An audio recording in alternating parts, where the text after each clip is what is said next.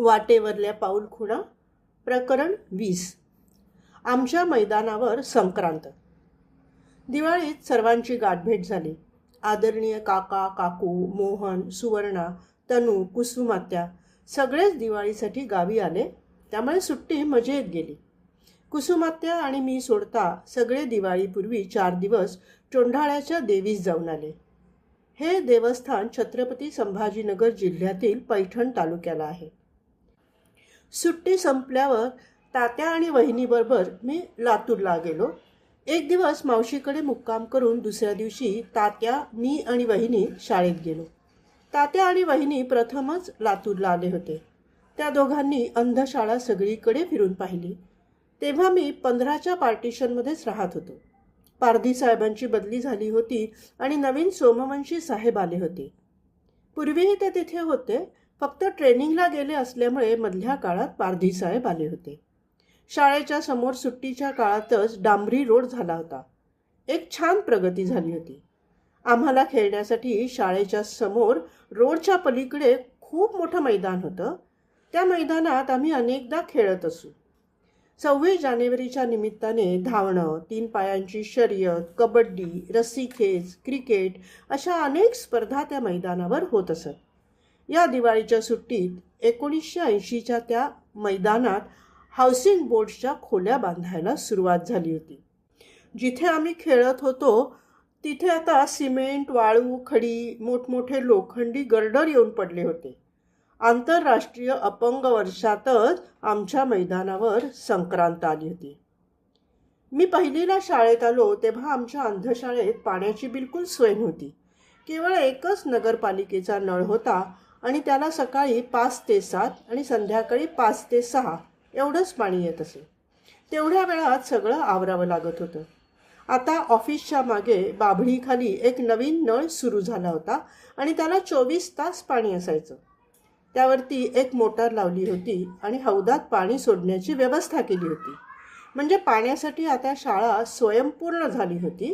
ही एक आनंदाची बाब घडली. दुपारच्या वेळेस मला शाळेत सोडून तात्या आणि वहिनी मावशीकडे निघून गेले आणि मी दुपारच्या मधल्या सुट्टीनंतर शाळेत गेलो. पांचाळ सरांनी मला विचारलंच की काय रे, सुट्टीवरून आलास? आणला का जन्मतारखेचा दाखला? लगेच माझी ट्यूब पेटली. दाखला हे प्रकरणच सगळं मी विसरून गेलो होतो. सर म्हणाले की तुला परीक्षेला बसू दिलं, पण आता रिझल्ट मिळणार नाही. जोपर्यंत दाखला येणार नाही तोपर्यंत तुला 6 महिन्याचा रिझल्ट मिळणार नाही. दुसऱ्या दिवशी तात्या परत येणार होता. ठरल्याप्रमाणे तो आला. मी तात्याची आणि पांचाळ सरांची भेट घालून दिली. तर त्यांनी तात्याला सांगितलं की याचा जन्मतारखेचा दाखला कुठे आहे तो आणून द्या, नाहीतर त्याला रिझल्ट मिळणार नाही. तात्या म्हणाला की ओके. आणि त्यानंतर साकेगावी जाऊन तात्याने ॲफिडेव्हिट म्हणजे प्रतिज्ञापत्र करून माझा जन्मतारखेचा दाखला शाळेच्या नावावर पाठवला. तो 3 जानेवारी 1967 असा होता. माझे वडील पंचक्रोशीतले प्रसिद्ध ज्योतिषी होते. माझी जन्मपत्रिका, कुंडली बनवली नसेल असं होऊच शकत नाही. बनवली असणारच.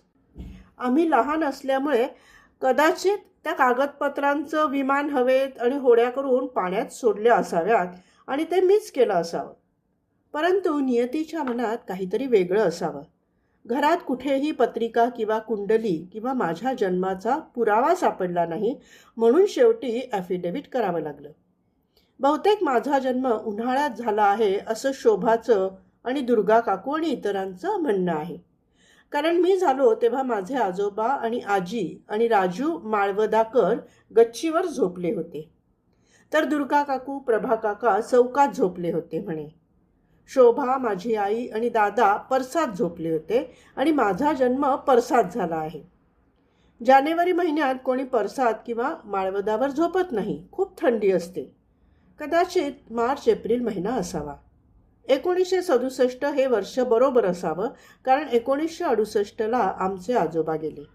रक्षाबंधनाच्या दिवशी म्हणजे साधारण ऑगस्ट महिना असावा आणि त्यानंतर 15 दिवसांनी आजी गेली, म्हणजे सप्टेंबरचा पहिला आठवडा असावा आणि त्यावेळेस मी रांगत होतो असं राजूला आणि शोभाला चांगलं आठवत आहे. म्हणजे त्यावेळेस मी कदाचित 1 वर्षाचा असेल.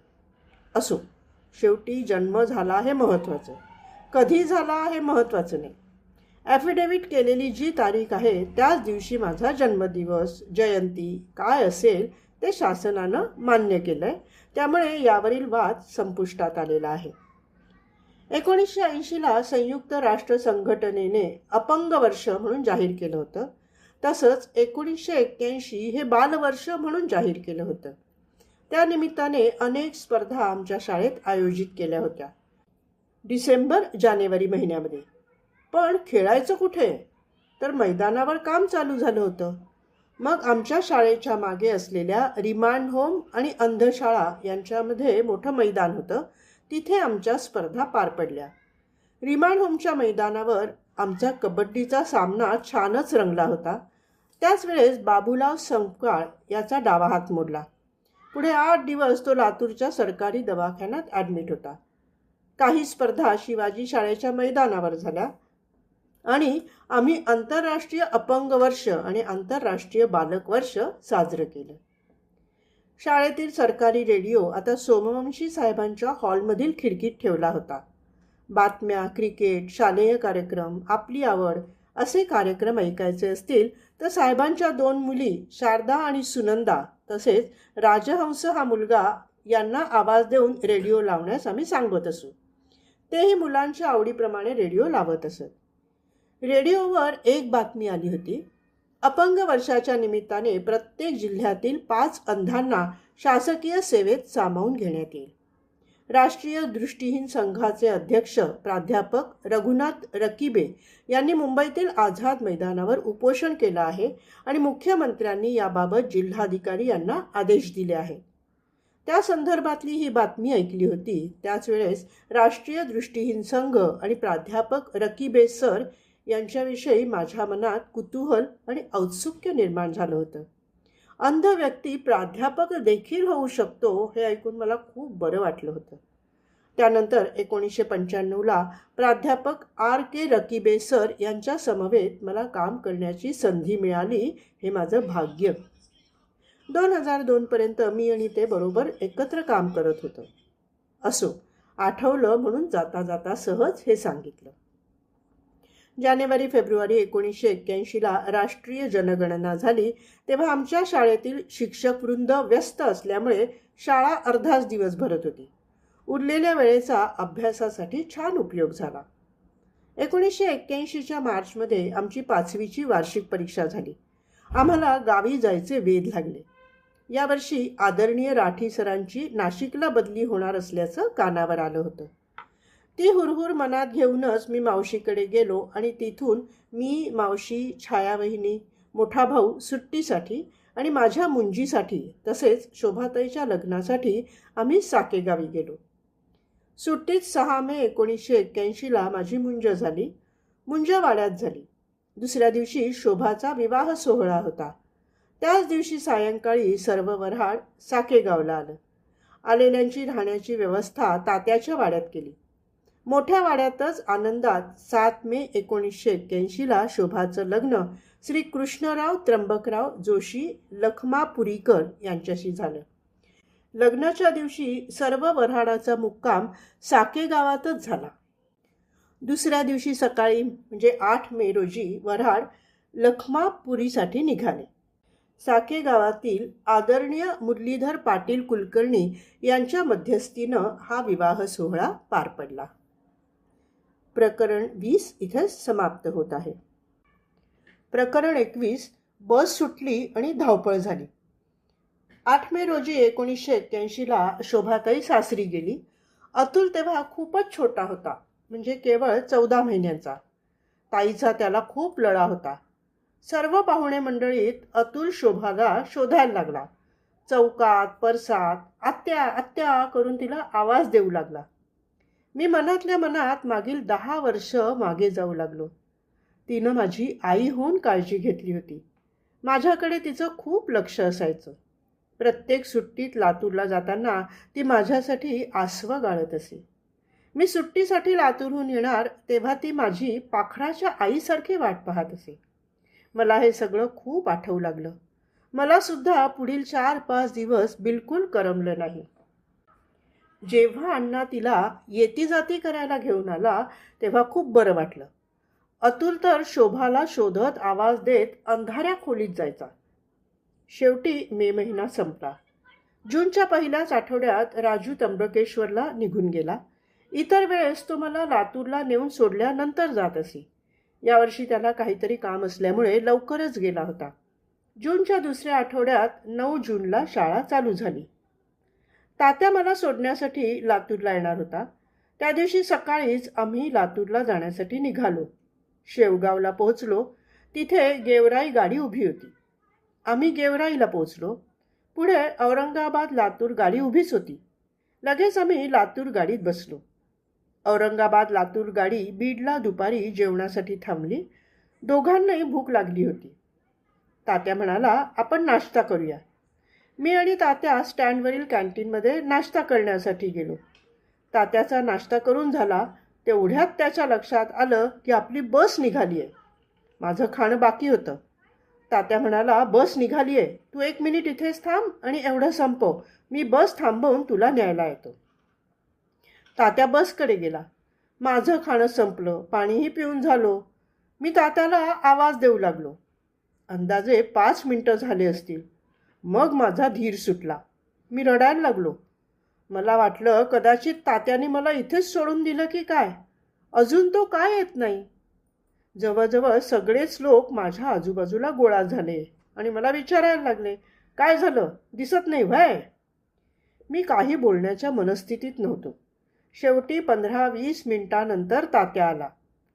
सगळ्यांनी तात्याला विचारलं, काय झालं, तुम्ही कुठे गेला होतात, पोरगा खूप रडतोय. तात्या म्हणाला की जाऊ दे, चल आता लवकर. तात्या मला घेऊन रिक्षात बसला. ती 3 चाकाची सायकल रिक्षा होती. सायकल रिक्षाने तात्या मला घेऊन निघाला तेव्हा मी त्याला विचारलं की आता कुठं जायचं आहे आणि तू मला सोडून इतका वेळ कुठे गेला होतास. तात्या म्हणाला, सांगतो. एवढंच बोलून रिक्षातून उतरून तात्याने मला बसमध्ये चढवलं आणि बसमध्ये बसल्यानंतर तात्याने मला पुढील भाग सांगितला. मी तुझ्यापासून निघून बसजवळ गेलो तेव्हा बस स्टँडच्या बाहेर निघाली होती. मी धावत धावत बसपर्यंत पोचलो. बस उभी राहिली. मी पुन्हा तुला न्यायला मागे वळलो तेवढ्यात बस पुन्हा चालू झाली. मी परत बसचा पाठलाग करू लागलो. गर्दीतून वाट काढत काढत धावणं मला कठीण होत होतं. शेवटी बस गाठली. कंडक्टरला हात केला. बस उभी राहिली. कंडक्टरला सांगितलं की मी माझ्या भावाला आणण्यासाठी पुन्हा जातोय, त्याला घेऊन येतोय. बहुतेक कंडक्टरने नीट ऐकलं नसावं. मी वळल्यावर पुन्हा बस सुरू झाली. मग मला खूप राग आला. मी पुन्हा जोरात धावत जाऊन बसला आडवा झालो. कंडक्टरला सुनावलं, काय समजतो स्वतःला. कंडक्टरही माझ्यावर ओरडला, तुम्ही काय समजता, मी मूर्ख आहे का. तात्या म्हणाला की असाल म्हणूनच तुम्ही असं करतात. जेवणासाठी बस थांबवली आणि आम्हाला न सांगता 5 मिनिटात तुम्ही निघालात. मी धावत येऊन बस पकडतोय, आपणास सांगतोय अंध मुलगा आहे, त्याला मी घेऊन येतो आहे, तरी तुम्ही पुढे जातात. आता इथे बस उभी करा, मी त्याला पटकन घेऊन येतो.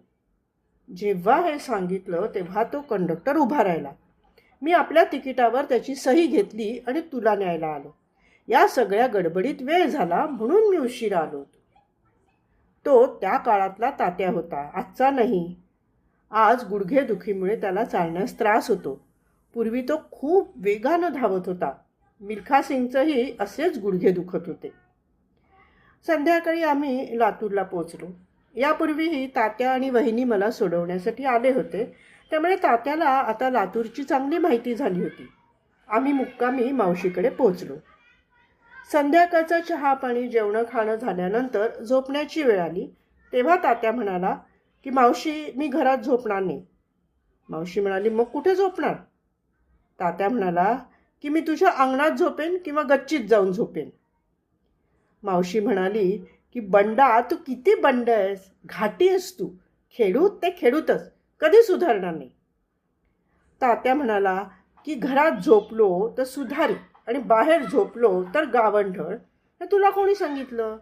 मी शेतकरी आहे आणि मला कोणवाड्यात झोप येत नाही, मी बाहेरच झोपणार.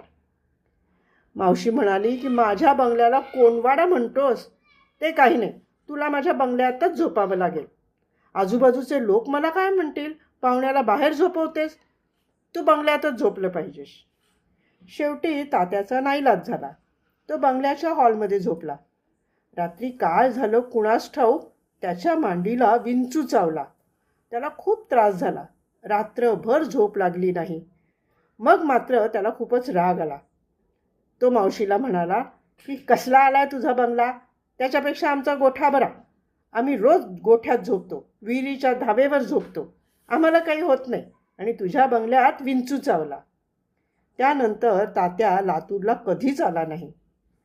मला नंतर लातूरला सोडण्यासाठी किंवा घेण्यासाठी कोणीही आलं नाही, कारण माझ्या प्रवासाच्या कक्षा रुंदावल्या. मी एकटा प्रवास करू शकेन असा आत्मविश्वास माझ्यात निर्माण झाला.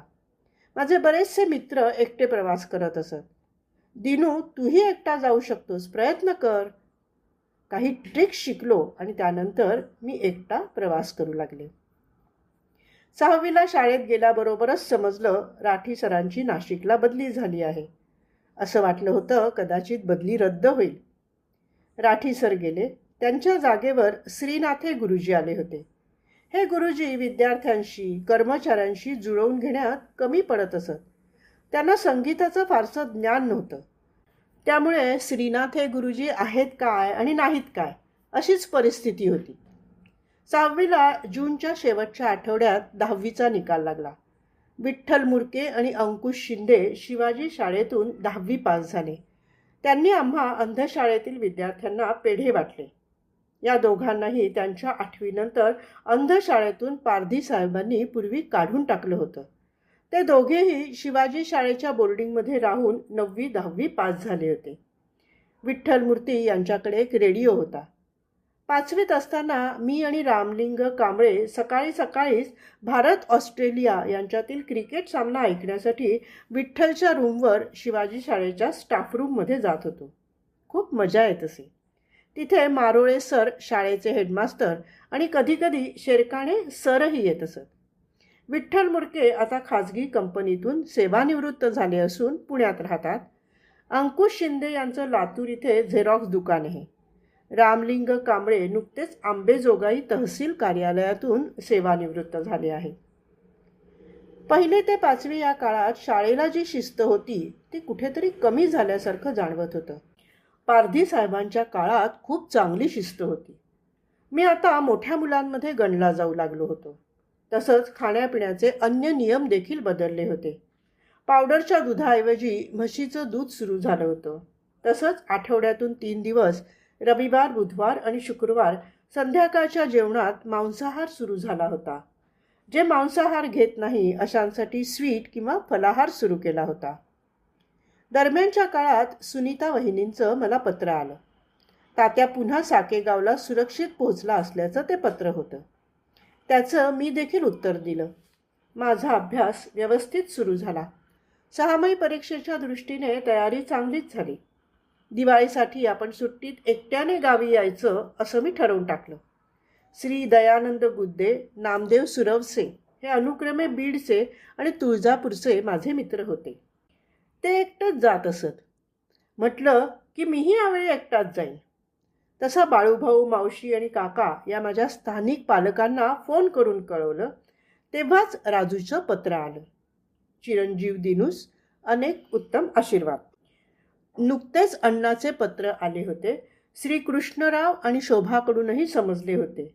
22 ऑगस्ट रोजी आदरणीय अशा वहिनी प्रसूत झाल्या. त्यांना मुलगी झाली आहे. मला खूप आनंद झाला. 22 ऑगस्ट 1977ला मी शाळेत प्रवेश घेतला आणि 22 ऑगस्ट 1981ला या मुलीचा जन्म झाला. हा एक योगायोग आहे असं मला वाटलं. यापूर्वी अण्णास 2 मुलं, अवी आणि अतुल.